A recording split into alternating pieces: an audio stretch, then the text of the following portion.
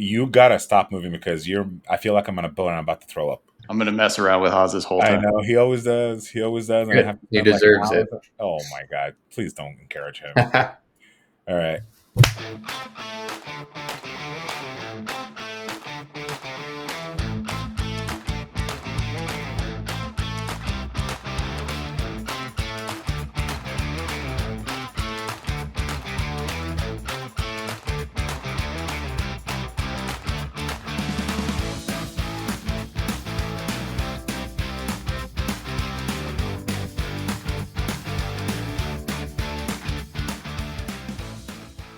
All right, let's do this. Welcome back to Desperate Radio. I'm Hoz, And I'm Brent. and we are excited to have our guest today, Mr. Alex Sewell. Tell us who you are. Hey everyone. So my name's Alex. I've been really developing products for about the last 12 years now. So my career has really spanned from early stage tech companies in the hardware space, moving that over into software development in the ed tech space, working with Haas and mortgage and real estate tech later on. And then really at age 26, 27, I was like, I don't know why I'm in mortgages. I need to go do something more fun. Transitioned over into Avatar and Avatar ecosystems for a Web3 company where I was one of their first core product people, all the way till now, which I'm back now at the founder level where I've created a company called Hippie Water, which is kind of in the beverage space. So excited to jump in and dive a little bit further into that later on. Tell us more about Happy Water. Yeah, so Dying to know about this, actually. we touched on it before, and okay, I gotta know. Tell me, what is this? Yeah, so for us, we started this company called the Hippie Commune Co. The root of the company is really around how do we bring joy back into daily beverage rituals. What we found is in this truly better for you beverage or better for you food category, people lock on something that they've identified as better: high protein, collagen, prebiotics. And once they identify that, they pretty much strip everything else away from the product itself. And you're like, if you're wanting me to incorporate this as an alternative, I still need to enjoy the thing that I'm replacing it with. And so that was our ethos. And really at the end of the day, we said, okay, what's the first ritual we're going to tackle? And for us, it was really easy. It was the end of day glass of wine, really that Monday through Thursday routine. Individuals on our team, specifically Sasha, one of my co-founders, she has had an amazing career as an actress. She was best known for a role on a show called Pretty Little Liars, and she ended up amassing an amazing, authentic following of over 20 million followers on Instagram, a podcast that gets listened to by 215,000 monthly active listeners. And through the success, she at the same time was struggling with her health. So she got diagnosed with something called PCOS, which is a hormone imbalance that affects a lot of women that tends to go undiagnosed. And then she was also diagnosed with epilepsy. And it was these two things that during the time she kind of kept hidden in the beginning stages, but realized that she actually had a platform where she could speak out about it and try to do better and educate individuals. And it was during this time where she changed her food, she changed her sleep, she changed her stress levels. Yet the one thing that she was reluctant to give up for her was alcohol. And she started realizing how much alcohol was contributing to the downsides of her health. And so for us, we always say, alcohol isn't the enemy. It's not evil. I've consumed my large fair share of alcohol. I love it a little too much, which is why I stopped drinking about 3 years ago. But for me, and for us, it was like, okay, well, if we know that we need to reduce this, then what is our true alternative? And at the time, Sasha reached out to my wife, Taylor, who's been a food scientist for over a decade, building products for companies like Taco Bell, McDonald's, Nestle. And Sasha was like, what can I do here? What is something that I can actually use? And Taylor suggested cannabis beverages. And cannabis beverages was like a shock. Sasha was like, I signed DARE. There's no way that I can do this. But she was like, why do I feel that way? What is the reasoning? And so they got together. They tried a bunch of beverages. They loved the effect, but realized that the beverages weren't developed for them.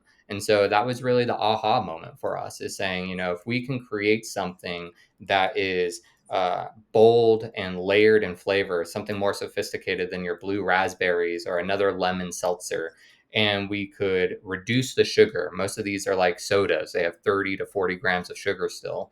And most importantly, at the time when we launched this, a lot of the beverages were still geared towards men and traditional cannabis users.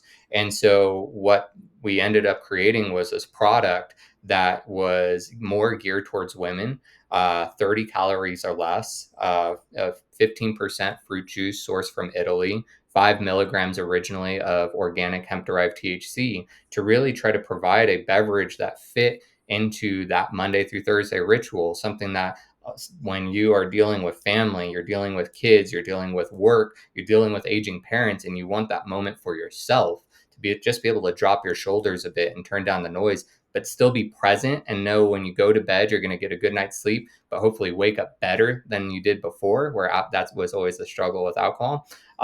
It was something that was just like magical. And so we launched this about 13 months ago now. And I've just kind of been off to the races trying to build this company. So I love that because, and I mean, Hoz doesn't drink. I've recently quit drinking, and mostly for health reasons. For the, basically what you described.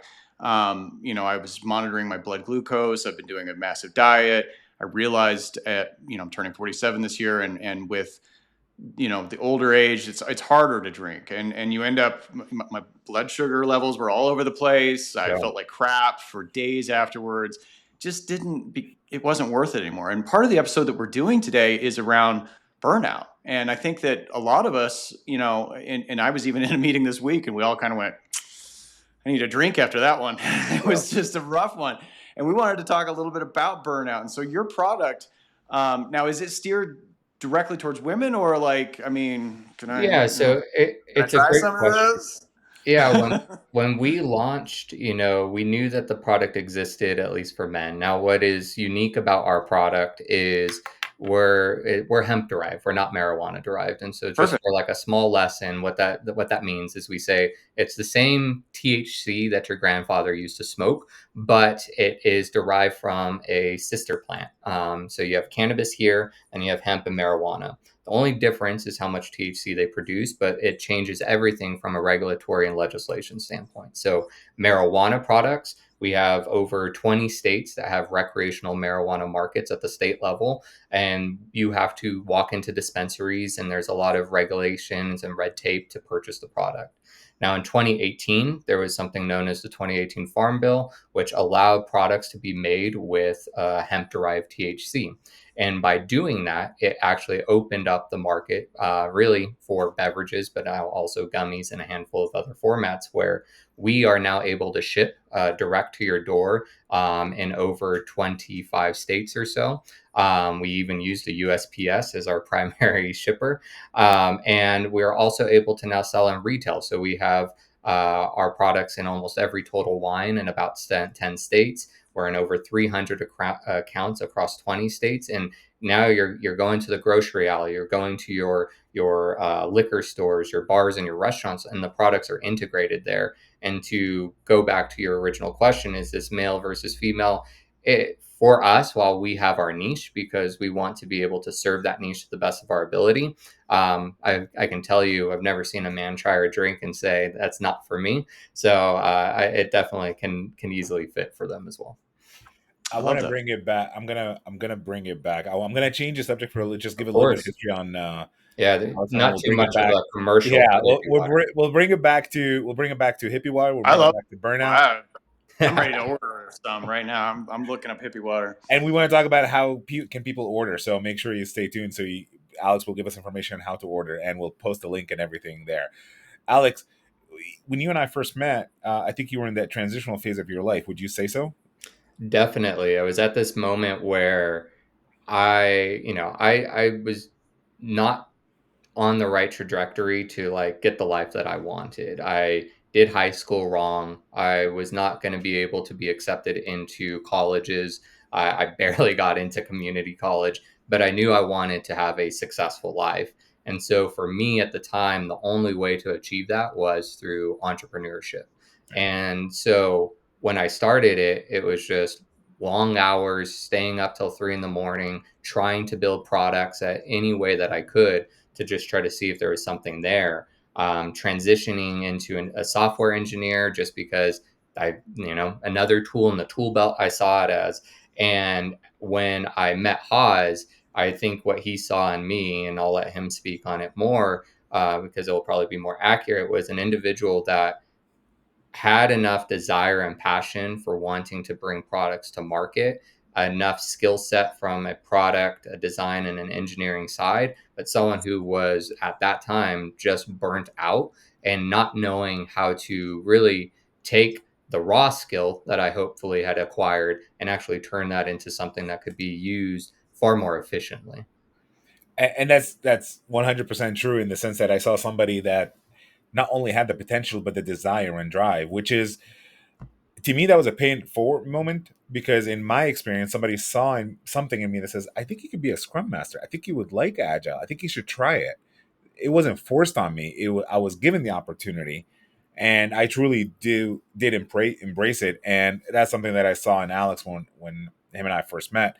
He was interviewing for a designer, and he was actually a pretty good designer. But I when during the interview, I think we talked something about product and your past, and there was something that kind of triggered me. I was like, he's not going to be happy in that position for too long. Mm-hmm. I mean, I just felt it. I felt like you were just doing it to get a paycheck. And I myself, talk to a lot of people about this, is that what motivates you? I know a paycheck motivates people, but that motivation goes away after a while. That's not really a drive for you to Correct. succeed. Yeah, you need your bills paid, but what do you really want? And I felt like, being, your passion to learn more and grow more, and again, bring in the product to market. I said, if anything that Agile teaches us, and Brent, you can speak a little bit more about that, is that Agile is all about experimentation, about taking something that you think is going to work, and you can slice it well enough, small enough to contain it, maintain it, and see the success, and do a quick turnaround and make sure that you adjust it.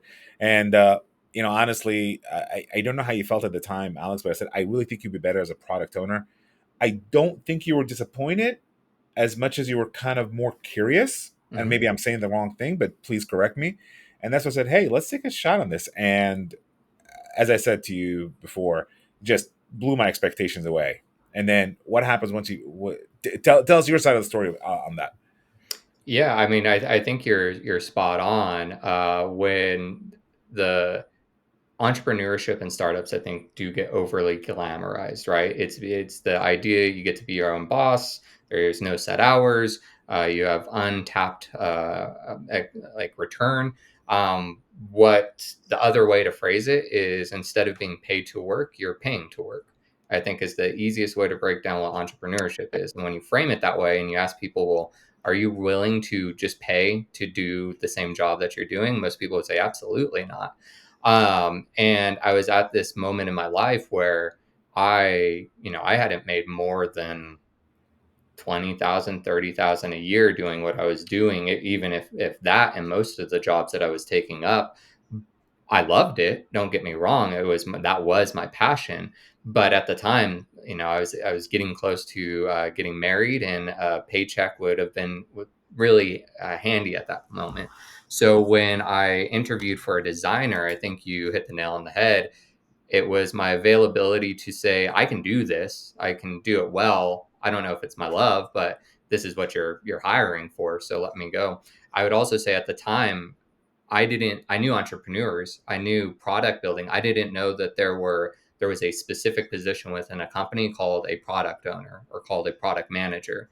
And so it's also one of those moments where you just say, when you don't know what you don't know, it's hard to get to the next level because you don't know what to ask for, you don't know what to look for. And that's where you do rely on other individuals to hopefully, in an interview process, when they're talking to you, they're actually listening and they're not just trying to check a box. And the greatest mentors, the greatest leaders are the ones that can say, "Yeah, okay, like there's something there. I Now we'll see if they're receptive to it, but like let's double tap on that specific thing. And to me, Hoz, like the pivotal moment in my life, like a big change for me personally, was securing this job at where we used to work, and it has changed my trajectory of my career so much, and that trajectory in my career has changed the trajectory of my life. And so to me, it was probably, if I had to distill it down, one of the three most pivotal moments. And it started by you just saying, hey, I think that there's something there. And to me, that I'll never be able to fully return that.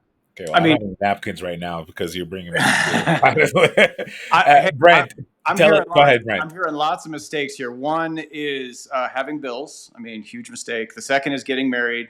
Yep. Big mistake. No, I'm kidding. I love that story. I think that I mean, there's the old saying, right? If you do what you love, and you'll never work a day in your life. And I think even this podcast, this is a labor of love. This is something we do because we want to bring an audience together to discuss new ideas, new ways to invent yourself, new ways to do business, new ways to address things. And today, we're really getting into, some of the burnout aspects and some of the products that are out there and some of the ways to address that and how to pivot and change and find the passion behind what you started to do. And so, I guess the secret is just interview with Hoz. Exactly. Get Well, that, I get mean, 30 minutes and he'll change your life. I tell you what, I think, you bring up a really good point, both of you, in the sense that, burning out, you get burned out. And I think it's okay to feel burned out. It's okay to feel down. It's okay to feel beat up. But I did an episode solo recently where I said, it's okay to feel all that stuff. What it's not okay is to just continue living that way. It's not okay for you to continue saying, I'm going to beat myself up over this and I'm never going to change it. No, find a way to get better. It's like having a cold. Do you want to have a fever and continue sneezing and coughing? No, you take medicine to get better. And when Brent brought up tools and methods and things to do, that's your medicine for getting out of that rut, getting out of that burnout. Alex, you were in a burnout. Somebody noticed something about you. You did something, and you did something about it. But you and I haven't worked together in 5 years now, something like that. Yeah. So, but I'm sure you feel burnout once in a while. What do you do when you get burned out? Yeah, Chugs I Hippie mean, Water. I think you Try Hippie Water. Exactly. yeah, exactly. Hippie Water definitely does help at the end of the day. And They're it's not a always, sponsor. They're just good friends. yeah, Yeah. it's nice to be able to create a product that you genuinely enjoy consuming yourself. Like that doesn't hurt. When you're your own customer, it's always a good sign. But the tools, I think the first thing that you touched on was you have to know, like you have to be open to knowing that you're hitting burnout. And I think that is in a culture specifically around startups and kind of tech, we built this culture that waking up as early as you possibly can, being the first one to start working, first one to enter the office, last one to leave. Like these are the things that will make you successful. And this is the type of person you have to be to, do anything. And I think that is wrong at the end of the day, because that is the perfect incubator for burnout.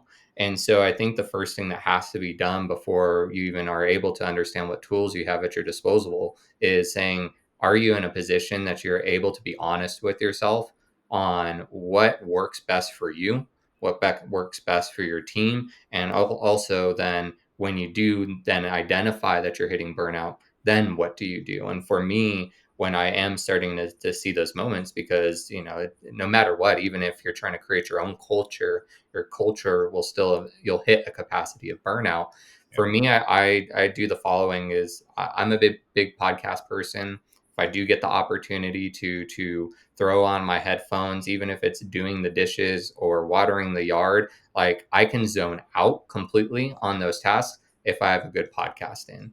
I mean, I can just throw on Dead Sprint Radio and Yeah. I listen to got it. Agile for 45 minutes while I'm cleaning the dishes is always helpful. Ching. Yeah. He's gonna But incrementally wash the pans, then incrementally wash the plates, and then do exactly. a whole release when he loads the dishwasher. Yeah, I don't know. But really, outside of that, I do have an incredible wife. Any opportunity that we have 3 dogs, we have no kids. It's personal I'm a dog decisions, dad too. He's yeah, that laying we right there. made. And so just also reminding, like, what can we do?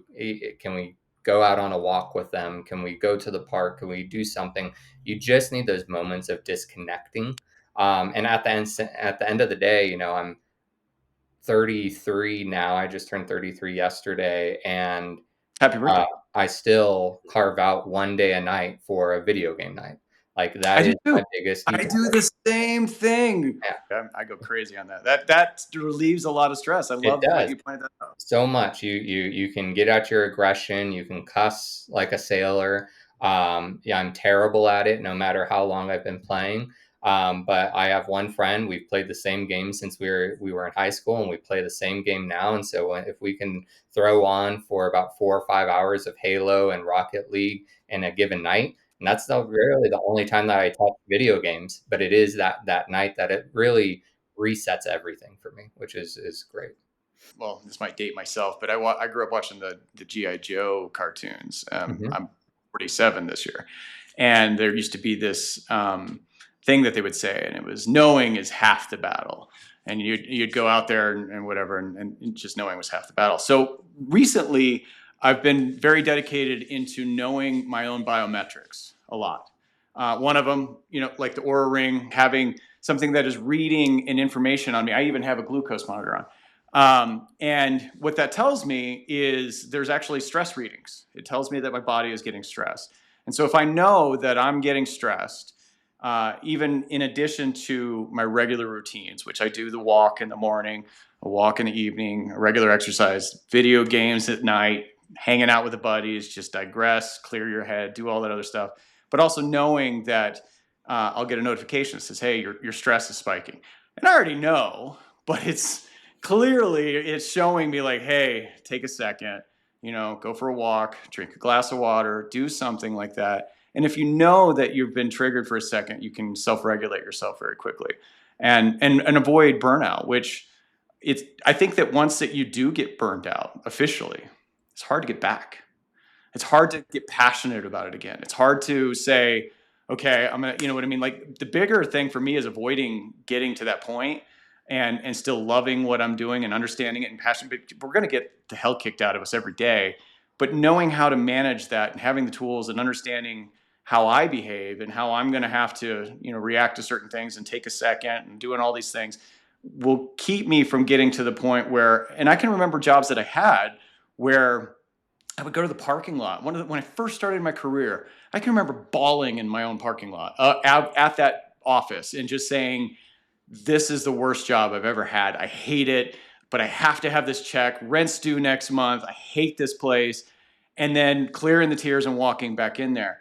But I never got passionate about what I was doing again because I'd crossed the line Yeah. of burnout. I was completely fried on that organization. I was completely fried on those people. There was no coming back from that. I was just trying to find a way out. But never getting to that point and understanding the signs and the triggers and understanding yourself, I think, is a huge factor of this. And data, knowing is half the battle, is a big part for that for me.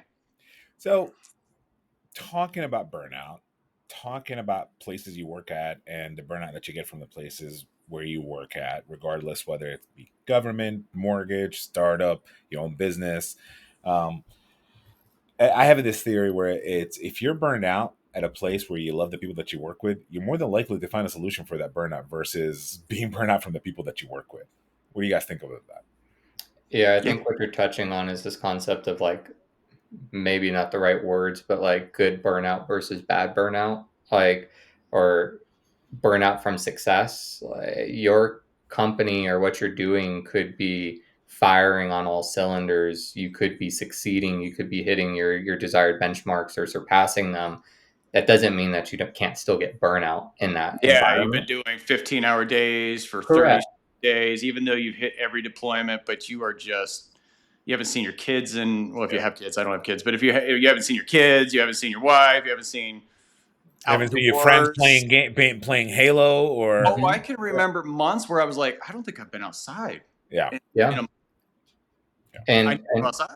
and from there, I think, like, the thing is, it's still not healthy. There are moments in your career where you're going to have to do that. Like, sometimes there is just a massive deadline or something that you need to achieve, and you dig in. And I think the hardest part of good burnout is not getting into a pattern where you're repeating it.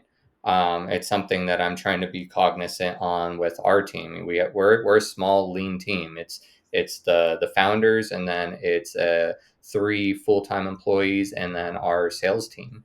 And as we continue to scale and as we continue to grow, it's like, yeah, we're winning, but are we putting ourselves in the situation where we're winning at what cost, and and really at the end of the day, how sustainable is it? Because if at the end of the day something happens because we push people too far, it's you lose that momentum. And I would rather keep a scalable momentum in place than an unscalable momentum. I want to go back to our time together, Alex and I, where we were in startup mode and Mm-hmm. we were small enough to be able to address things quickly. Yep. That was probably one of the best times that I've also had working in any organization. I think one of the things that made it easier was when we do hit burnout is that we checked on each other, because we all like working with each other. We all liked each other. We all had a genuine interest in each other's lives. Whether it's me bringing my daughter to work, Alex, you had your wife Taylor coming to work a couple of times, other people that they would bring in their family. We would go to each other's houses for holidays, Christmas, summer cookouts, whatever, right? So we've done that. And even though I was the oldest man in the group, I still enjoyed a lot of the stuff that you kids were doing. So, but I think that makes it easy to get over burnout real quick. But we got to a point where I feel like the burnout got a little too big, Mm-hmm. but I feel like it was because the team started getting too big. I want to get into what happens when you burn out from the people that you work with. But before we get into that, I do want to talk about, and I want to put it to both of you, what do you think causes burnout? I mean, I think it's a really good question. From my experience, like going on to what you were saying, when we started to experience burnout when we work together, is I do think that it becomes a moment of you're extended into areas where you don't have as much knowledge and information or experience in what you're doing, coupled with the fact that you no longer feel like you're in control. And that never tends to reduce the levers of or the inputs needed in the business to keep succeeding. So the business is still going to be needing to move forward. They're not going to necessarily overly care, or at least the data points will definitely not care on if you're hitting burnout or not. But we did move into this area where I felt like I had a much larger knowledge gap than what I did before. And in the moments where I know it, even if it's hard, if I know what I'm doing, then I feel like I can manage it, and maybe that's that easy burnout. But the bad burnout in my mind really comes from that knowledge deficit, and still feeling like I have to make this happen, but now I'm at this point where I don't know how to solve for it. And Well, to and me, I think that that's the most stressful.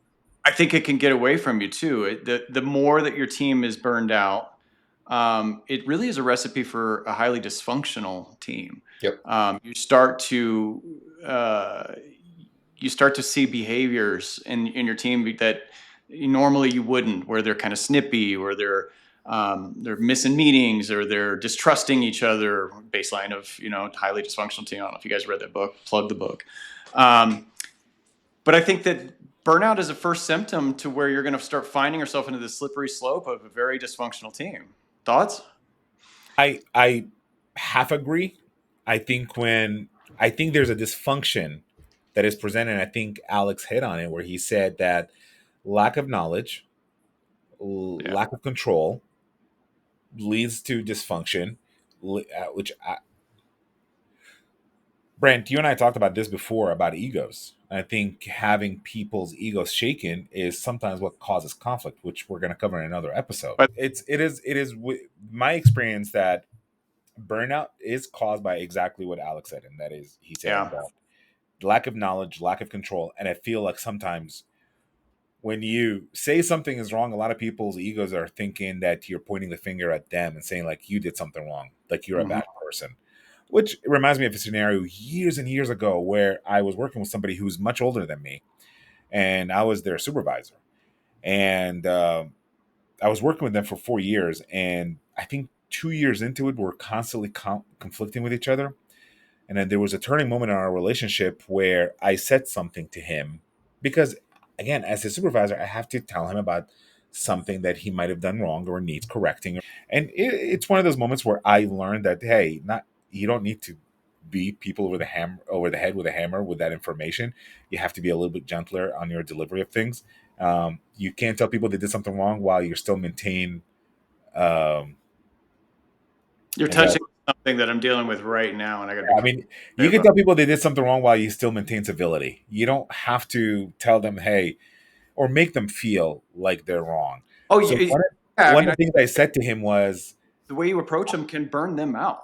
absolutely, absolutely, because they're stressed out, and some people's stress level, like the handling stress, can go from here to here. You don't know what people are going through, Yeah. right? One of the things I said to that gentleman was, I appreciate everything that you do. You do a lot of great things. And if I have not told you that you do a lot of great things, I will work on that and I apologize. I just want to tell you that your body of work is amazing. What we're here for at this moment is just one thing that I need you to work on because it's a priority. That's all it is. And please don't take that as an attack on you as a person or as a human or someone who's in that capacity of the work that you're doing or the rest of the work that you do. This is not going to impact your job or your job security. I'm just telling you that this is something I need you to work on because I really need you to work on it. That's a great approach. And I think that really transpired our relationship completely from that. Now, do I always do that? Alex will attest I don't. I was going to say, Alex, is that really how the I was conversation? going to say, I've heard he's Yeah, that wasn't improved a Alex. lot. That conversation did not happen with Alex. That was before I met Everybody Alex. clear in this room. Okay. But if I can lean on that a little bit more, when we were talking about the example of you and I working together and when it started getting hard, for me, I think one of the things that I learned and the knowledge gap that I faced was I was good at being a product owner. I was good at being a product manager. I enjoyed working in the team. What I started to grow in the company relatively rapidly, which I'm very grateful for. But at the same time, I was about 25, 26 years old in that company starting to I had never traditionally managed an individual before, and then I started learning what it was to manage individual contributors, then what it was like to manage managers, and then what it was like to manage directors. And by the time that I left the company, I was managing at one point under me about 30 people, and at 26, about half of them were also older than me. And I look back at that time as saying, I tried, but I also know that like I failed. And to me, the burnout that I was creating and feeling at the time was a combination of saying, I feel like I got into this position because I was good at what I did. That doesn't mean I'm good at what you're now asking me to do. And that's okay. Like I can't weigh too much on myself for that. I needed time. I needed to learn. I needed to mature. I needed to gain more experience. But I can easily pinpoint to that area and that time point of saying, how much of my lack of understanding led to my own burnout for sure, but also created the environment and the culture for the rest of the team to feel unnecessarily stressed and then probably create more burnout downstream from it. And then it's still something that I grapple with today and try to now, at least to your point, Brent, of just having that data. And now that I've seen it before, how do I notice it again before it starts to happen and try to address it faster? We have this thing where when we give our classes, and people are always worried about failing the test. We've used this line before, and I would say something like, if I were to give you the answers to the test, if I tell you what the answers to the test and say just give me, a certain amount of money, like $50 or $100, would you take it? And they say, yeah, absolutely. Then we'd say, well, if you were to take the test and fail it, to retake the test is $100 or 50. I forgot the exact price of the test, the retake. So if you're going to take the test and fail it, that's the price that you're paying to know the answer is better, right? In addition to the class. I know that's something that I've used before. I know Brent was there when I said it before, and I think you hit on that earlier on, that you paid for learning how to be an entrepreneur before you and I started working together. So I think I think people don't. I don't look at things as a failure as much as they are growth opportunities, Yeah. right? And I think that's when the ego part comes of it. I'm really interested to know though, because you and I weren't already like I've had gone my own separate ways, and you've grown into your own separate ways, even though we're still the same organization, but like we've gone completely different directions. When you were managing those 30 people and you had some that were older than you, speaking of ego, do Some you of them think were there a was lot. no, but like were there and I'm probably gonna cut a lot of this shit out, Yeah. but was there, do you think there was, when you were hold on, when you were managing those 30 people and you said some of them were older than you, would you say part of the issues or part of the burnout of your relationship with them was due to ego? Oh, I'm older, you don't tell me what to do. Oh, I'm the boss, you should listen to what I have to say. Was that ever present? I know that was present in other scenarios in my life, Yeah. even with No, me. I to answer that question, luckily, I really don't feel like it was that. I feel like the individuals that I was managing at the time that were older were actually truly incredible people that did not need to hold that over me or say like I don't respect you, I don't respect your opinion, I don't respect your direction.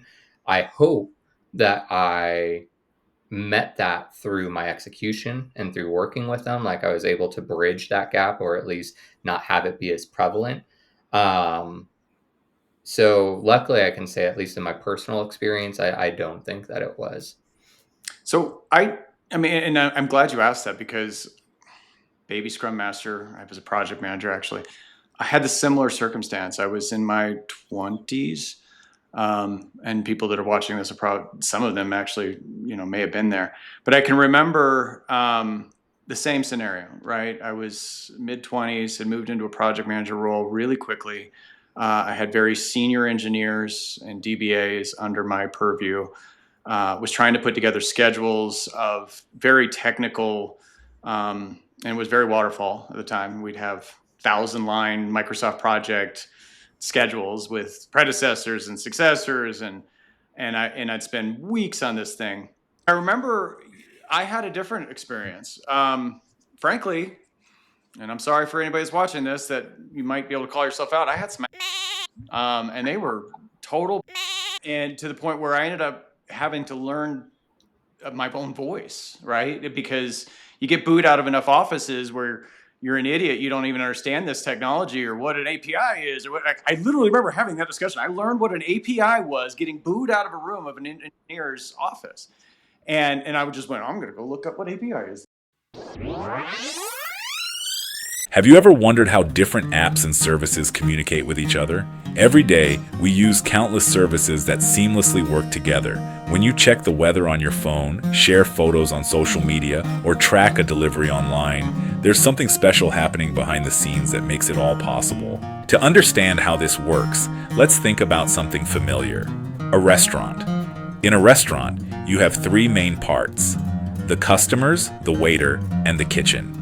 Just like a waiter helps connect customers with the kitchen, there's something called an API that helps different computer systems talk to each other. Think about how a waiter works. When you place your order, the waiter listens carefully and writes it down in a way they understand. Then, they take that order to the kitchen and translate it into kitchen language, specific instructions that the cooking staff can follow. Once your food is ready, the waiter brings it back to you exactly as you ordered it. This is exactly how an API works in the digital world. Now let's take this restaurant concept and apply it to how computers communicate. Just as a waiter helps you get food from the kitchen, an API helps your apps get information from other computers. When you use an app, it's like being a customer in a digital restaurant.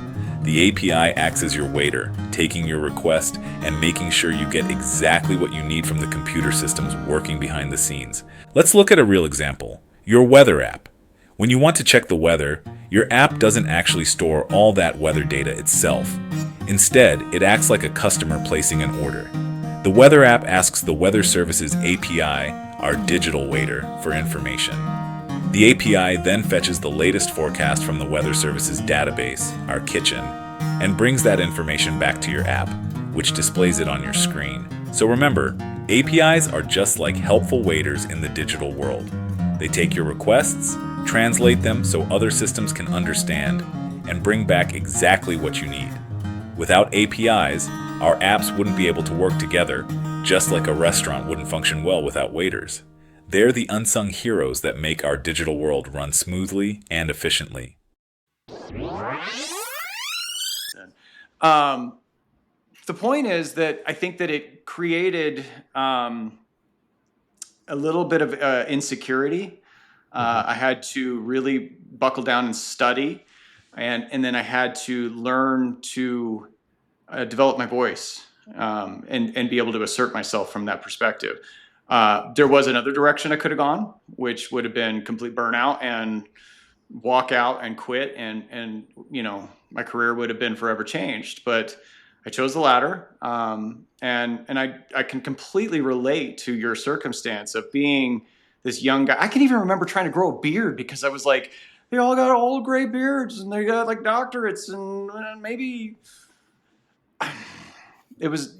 I think we have to learn how to build real cohesive teams, regardless of age, regardless of sex, or regardless of any of the type of things, or religion, or any, obviously we all talk about that, but it really does end up happening where there's all kinds of different rubs and insecurities that are happening in a team. And so we have to recognize those and realize that maybe this guy needs a little extra explaining. He's brand new, or maybe this, it's just common courtesies of human beings in a team, and maybe you can develop that. But I love that you shared that story, because I really felt that. And I thought, man, I almost gave up my entire career over exactly what you're talking about. Well, I think what really works, when you get to know the people that you work with and you have a good relationship with it, I think the burnout is easier to get over, because you're all working towards a solution. You all trust each other to a certain level to say, hey, we've been here before. Let's see how we can figure this out. I do believe it's harder when you work with people that they're the ones that are causing you to be burned out. It's that emotional burnout from the people that you work with, and you're like, I just don't want to go see this person today. Even though a lot of us work remotely, it's like, I don't want to deal with this person today. And truth be told, I've been that guy. I've been the guy that people say, like, I don't want to go see this guy today. You're smiling too hard, there's Alex. Yeah, I just was like, oh my God, I got to do this episode again with Hoz every week, half Fridays. But no, I think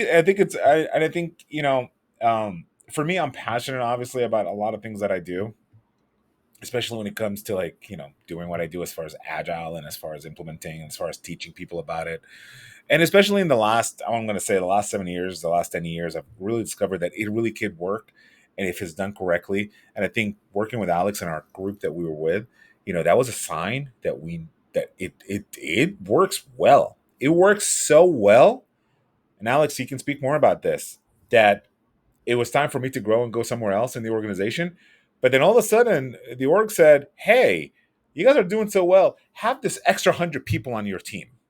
Literally. I'm not making this up. Yeah. Like overnight, the team went from 40 to like 100, 110, something 120, something like that. And you went from 3 products, which Alex and I helped launch one of them, to about 8. All of a sudden there's like 10 products, and one of them was a legacy product that nobody can get rid of.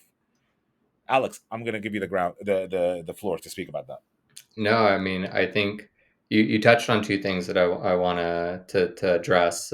Let's do the first one, which is what you presented, which was that rapid evolution of growth, right? To me, what I've learned now, and that I try to educate people on, is the same processes that worked for your team doesn't mean that those same processes will work as your team or your company or your products continue to scale. The structure that you have in place for 5 people is different than the structure you'll have in place for 20 people, and it's different than the structure that you have for 100 people. And I think where we really struggled was, one, I hadn't learned that yet, hindsight, right? And then, but in this example, we grew a team from, I joined when like 15 people in, and we grew to that 40-person team. We had launched our products. We had taken a year and a half to go through the trials and tribulations and see what worked and what didn't work. And what I have written down here on my notes, which is kind of my second point, is now I try to educate people and tell them, like, there are 2 products in every company. There's the product that you're building, and there's the product that is the team. And what I think is fascinating is that we fall in love at times, or at least try to push Agile on the product process. But what we then struggle with is holding the same ideology for the improvements that we need to make as a team. We get either too rigid, too comfortable in what is now working, and as things change, which is the environment, how do we take the same small approach to saying we okay, here's our backlog of problems, here's the small values that we can provide. Why do we feel like we have to fix this overnight versus just prioritizing and trying to solve the small things that will eventually get us there? And in this example, we went from 40 to 110 people overnight with new products. One, I don't think we gave ourselves the grace in terms of being able to say, like, hey, this is going to be a challenge. We're not going to solve it tomorrow. And I think we felt like we needed to solve it tomorrow, and inevitably set ourselves up for failure because we were trying to achieve too large of a value add up front, which inevitably failed because by the time that we implemented this big solution, waterfall approach, we realized that it was wrong. And now we're back at the drawing board versus just saying, let's give ourselves a little bit longer runway, but let's start to try to address these things in smaller chunks and not try to flip the script or overnight. And to me, I think that was our biggest challenge. I mean, you hit one that's really huge. It's the biggest, to me, it's one of the biggest. Brett, I don't know how you feel about this, but the biggest misconception about Agile, when people get sold on it, especially the leaders and the people that sign the check and everything, they're expecting things to happen right overnight. It is not. It is you build a roadmap for how long it's going to take. The only thing that's immediate is the fact that you're deciding to build a roadmap on how you're going to change into Agile. How are you going to change it? Because Agile, again, is just a mindset. It's not a process. It's not a methodology. It is not a framework. From Agile comes all these framework and processes. Agile is an idea and a methodology. I just said it earlier. If Agile teaches anything, is how to experiment. Is use something as an experimentation. Brent, I'm sorry. Go ahead. Do you use Agile at Hippie Water, Alex? So it's a good question. This is actually what Hoz asked me before we started. And I would say fundamentally, I do think we do use Agile because it has become more ingrained in just how I operate as a whole. But I do think that we are doing a poor job at Hippie Water and educating people around this philosophy so that it's more intrinsic at the company level than at at a leader level. You're not a software company, though, right? We are not a software company, right? You're launching a product. But Brent, what do you think a beverage company such as Alex's would benefit from Agile? Like, what Agile things can they do? Agile doesn't have to be software. Toyota is not. Yeah, they have software, but they're a car production company, and they're creating a continuous delivery pipeline from manufacturing vehicles. And honestly, they've come up with quite a few of the best practices of Agile. And so I think that a beverage company would still have production value, right? Like, you're going to want to put out products quickly. You may want to experiment with new flavors very quickly. You're going to want to do, a product ownership perspective of what do I want from a label perspective. You're going to want to do, some design, some UI design, if you will. I think that you can utilize a lot of Agile aspects in any production value or production of your product itself. It doesn't, and then also I think that you can incrementally approach some of your stuff, right? So I think it's absolutely usable. I mean, Agile isn't necessarily just for software. I don't think it was originally designed for our software. Another aspect that Toyota came up with was gemba walks. You can look through your entire cradle to grave process to look for inefficiencies of where you may be wasting cost of anything, whether it's your bottling or your canning or whatever it is you use. I don't know. I'm really tempted to try this product, by the way. So you're going to have to give me the website before it's over. And I'll know more about it. So I'm speaking out of turn with that. But then in the meantime, I think that you absolutely can use it for your value stream itself. I mean, what are you trying to produce here? So I imagine there is some really cool ways that you can look at, how your product is developed. And Brent, for those who don't know value stream, give us the poor man's version of explanation of what a value stream is. I use a taco truck example, but I'll use that again if you want. Go ahead. Go ahead. Use a taco to me, truck. I mean, in its core, a value stream is your idea to market. What are those steps? You have a product in your hand. Let's say I sell tacos in a food truck. From the minute that you come to my truck to the minute that there's a taco in your hand, there are steps that I take to deliver that taco to your hand. What are those steps? That's the value stream. That's called an operational value stream. There's a development value stream, all the things I do in the background that nobody knows about, that you as a customer shouldn't see. And that is my truck clean? Is my food ready? Do I have the meats, the tortillas, the cheese? Do I have insurance? Do I have cash? Do I have POS system? That's the operational side of the value stream. I'm sorry, the development side of the value stream. And you touched on something because I mentioned gemba walks, right? Like you could be walking through the entire production and looking at, well, from the time that I get my cans, I'm paying to store them for 6 months. I'm assuming you have cans.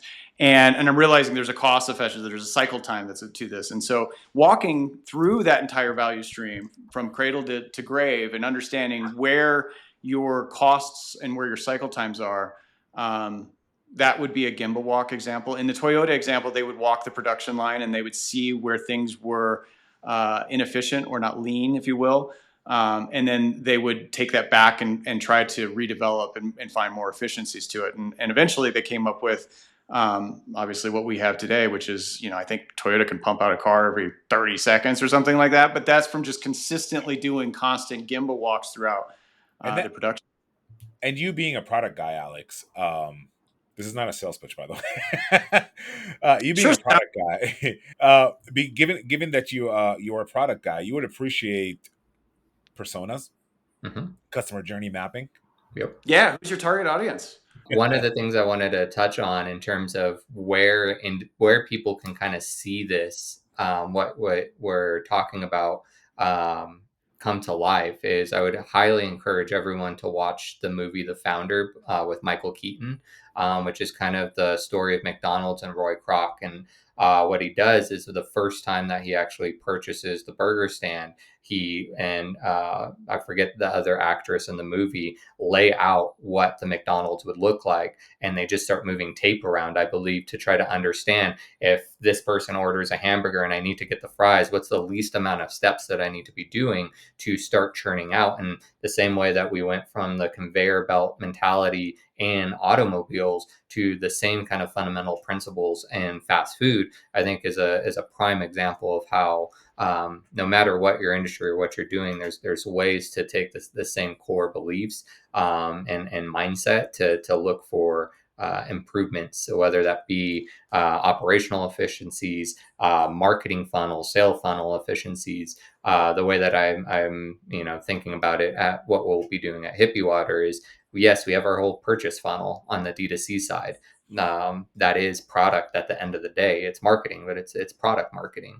And there's a ton of things that we can be learning about there, all the way from the sales side. When a customer comes into a store and has maybe never heard of THC beverages, and now they're presented with 30 on a wall, what are we doing to educate this consumer? Yeah, what are we doing to educate them, to attract them, to get them to feel comfortable and confident that they're now going to either add this to their cart or try it for the first time? And all of those things allow for incremental improvements. And it's not just you do it once and the job's done and you forget about it. I have to tell you, I mean, I love that you brought up the movie because we actually talked about it a few episodes ago. That it Amazing. is one of the better movies to really explain agile efficiency, Mhm. um, corporate takeover. But that's not we glaze over that part. But no. I mean, when I was watching that part when they were exactly drawn out the tape of how the burger station is going to work, where everybody belongs and stuff like that, I was like, holy crap, that's what we teach in agile. Like, one of the 100%. things I've learned when I was first learning about scaled agile framework was somebody was explaining cross functionality, right? A scrum team is a team of made up of cross functional folks that can cover each other. This developer is front end, this developer is back end, this person can cover for QA, and so on, right? Brent and I were talking not too long ago about how when you're a scrum master, you should really take a product owner class and vice versa to know about each other's work. Sometimes a Should. product owner is not available. Alex, you weren't available a few times as a product owner. I had to step in and do, backlog refinement for you. Yep. I wasn't available a couple of times to be a scrum master, and you stepped in for me to be a scrum master and run, whether it be a daily stand up or a sprint Sizing review, something like that, session or sizing session, retrospective. Yeah. remind people how to size correctly. So if you don't know how to cover for each other, so the fact that movie in itself just showed that cross functionality. Yeah. Like they drew it out perfectly when they drew, like, if this person is done cooking burgers, they can go help making the sandwich, they can go help on the register, and so on. I love that movie. Me too. Michael Keaton is a great actor. This is one of my favorite movies, and as an agile nerd, I love watching this kind of stuff. All right, for those who want to learn more about how to build personas, how to build a value stream, clearly you can always reach out to us. We have classes, we have cohorts, we can give you a quick overview. But for those of you who just want to know more about it and try to expand on their own, there are some tools out there that are actually very helpful. Mural is one of them. Brent, you want to tell us about Mural? Yeah, I mean, we've been we use quite a few different tools in a cohesive play. In the remote atmosphere, obviously, when COVID happened, we had to come up with ways to plan together to kind of facilitate an in-room experience, if you will. We started with a lot of tools. We used Envision, we've used Mural, we've used Miro, we've used all kinds of things. But the big point to it is just like with the white wall that's behind me, if Hoz and Alex were in the room, we could walk up to the wall and we could draw out our entire plan and we could war room that. And so we use that quite a bit in our PI plannings, our quarterly planning. Mural is a fantastic tool. It is approved in the government. So we use that for all kinds of things, including road mapping, PI planning, the whole idea of this remote atmosphere that we live in today. And I think that we're going to go even more remote as technology continues to advance. Tools like this are going to be incredibly important. And Mural is one example of that. We are not paid by Mural, so I'm not going to specify you to just be with Mural or Miro or with Envision or with any of these other companies that are out there that do these whiteboarding spaces. But find the one that works for you and try to develop an environment that your team can have a cohesive exchange and draw on the walls and exchange tickets or do whatever they need to while feeling like they're in the same room. And they have templates. They have templates that are pretty well explanatory. I mean, whether you're doing a personas or you're doing a gemba walk or you're doing retrospectives, they have templates in the tool. They do. And it gives you instructions. Value stream, probably not my favorite value stream explanation, but they do have a value stream template and you can follow that instructions, and it can be a little misleading, but it's negotiable, meaning that you can take some parts away. I believe Brent and I did an objective and key result workshop a year ago, and we used the same template. We constructed it in our own way. We molded it into the way we wanted to. But if you've never done any of that stuff before, I encourage you, go on Mural, check out some of their templates, and it's free. The first couple of boards you create are free. You don't have to pay anything. Well, but you can honestly, vote. I mean, getting yeah. 100 people to agree on something in one whiteboard and giving them the opportunity to vote, you'll get into the more advanced skills of facilitating that many people in a remote atmosphere. But it does enable you to do all of those things. I agree. Yeah. Alex, any tools you like to use for? I mean, I know you're one of the better product managers I've known. I know you've showed me a couple of tools in the past. Actually, I do want to give a shout out to Alex. He gave me this one tidbit years ago. Do you remember it, Alex? 7 words, 7 slides. Oh yeah, 7 words, 7, like something like that. I've gone even further than that. I do like 2-3 words now. I don't do. any more like 7 words. Can you explain that a little bit? Yeah, so whether that be in product or you're doing a handful of pitches, uh, I think the biggest thing that people struggle with is just public speaking in general, and one of the crutches of public speaking is feeling the need that when you are creating a slide deck, you need an immense amount of slides, and most importantly, within those slides, you need to explain everything at the granularity level on that slide. And that is, if that was the case, then you could send them an email, you could send them a book, a PDF, and you don't need the public speaking aspect of it. And what we found is that when you are trying to convey a specific topic, you should have no more than 7 words per slide, and really just be there. What are the most useful words to just kind of drill down what the point that you're trying to give on that specific slide, so that you can then utilize hopefully your public speaking skills to drive home that point. Yeah, honestly, ever since he told, I mean, I always thought myself as a good public speaker, to be honest with you, but I'm always open to criticism for ways for me to improve. And, Alex said that to me one day. And ever since then, my presentations have never been more than 2, 3 words per slide. I don't like to put too many words because I do feel like it does take away from the presenter. Yeah, absolutely. It takes the attention away from the presenter and the point that they're trying to make, and it puts it on the slide. And as a matter of fact, when I was doing my event a couple of weeks ago, that's exactly what I did. You should watch the episode because I did a retrospective on my own self, and during the presentation, the person that was presenting, their computer went completely kaput, and I had to just do it on the fly with nothing behind me, and that was actually better for me. I felt I had more engagement with the people that I'm talking to than when my slides came back up again. So thank you for that. I appreciate it. Oh, of course. I'm glad that it worked. And then to answer your other question, what tools do I currently use? I'm still to this day a big Notion fanboy. Every organization that I go into, it's usually the first tool that I try to onboard, primarily just from a knowledge base standpoint in this more remote work capacity. I completely agree. The murals, the Figmas, any of those tools to whiteboard are great. But then once you have kind of distilled and agreed on something, where are you placing that so that it is convenient? And to me, I found Notion works. It's also, even when in Hippie Water, we built our OKR system out of there. We've built our program management system out of there. So it does tend to be very scalable, and it's usually incredibly cost efficient. The other ones that I have 2 we use frequently. Obviously, any of the AI LLMs, they're great for productivity. What I do try to the one advice that I try to now provide when I do have a platform on AI is it is a massive echo chamber of your own thoughts. So try to, in anything that you're doing in AI, use it to be someone who is criticizing the way that you're thinking. Look for holes in your logic, look for holes in your reasoning. Like, use AI as someone like that Hoz used to be for me, where he would shoot down everything that I was trying to do at our previous company. And now I just have a Hoz built into my computer, so I don't have to now bug him.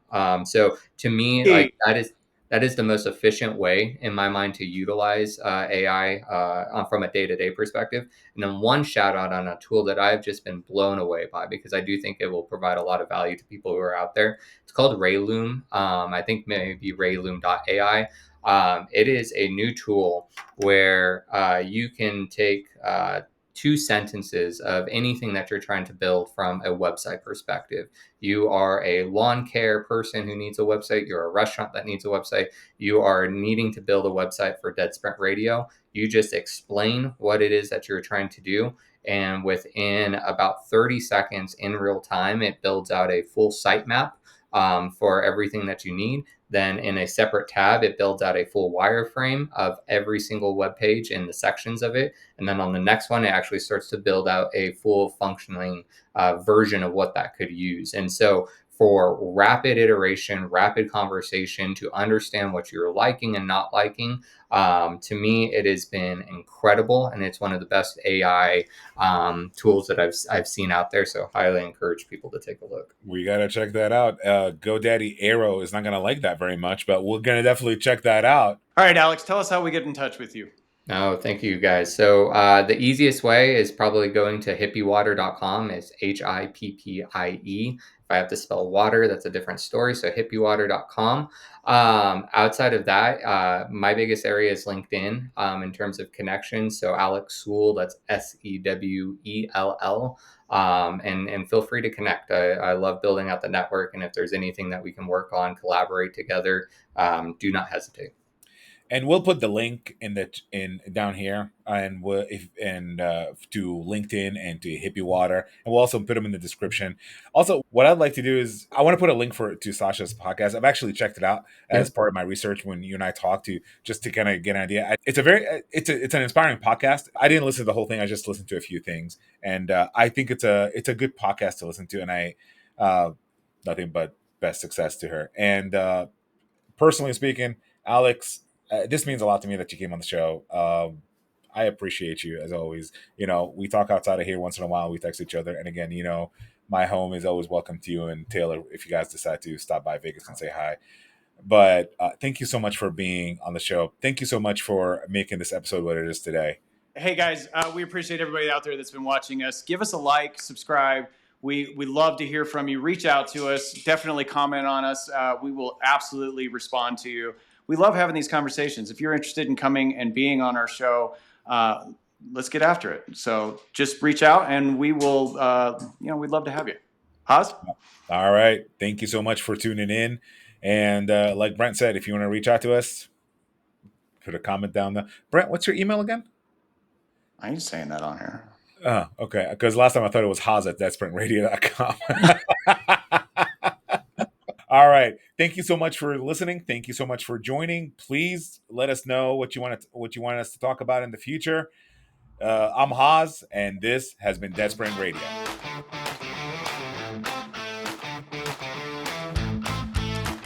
I was going to say the dishwasher is probably the biggest closest thing to waterfall than anything else. So. Yeah. That's fair. That's good. That was really good. That's going to make it into the show.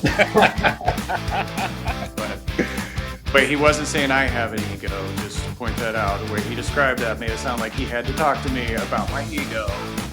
It was actually me talking to him about his. I do talk to you about your ego, but it's off camera. But no, I Older, like Hoz at the time. I did not give you any hard times. I did not give you any hard times. I'm older than Hoz, so I don't know. Now I'm taking offense. But I did have questions about that, though. And you're not older than me, Brent. You're not older. I'm older than you. How old are you now? I don't know. 48.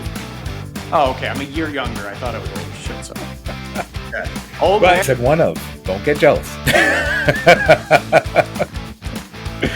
You're still my friend. Take that back. I don't want him anymore. I'm starting my own podcast. I'm out of here. I'm going live sprint radio. See you guys.